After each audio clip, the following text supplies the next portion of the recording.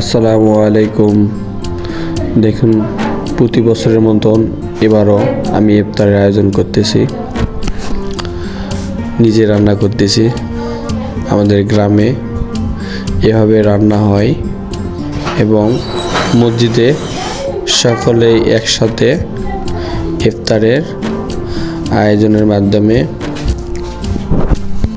ইফতার হলো মুসলমানের একটা তৃপ্তি ও আত্মার তৃপ্তির একটা বিষয়।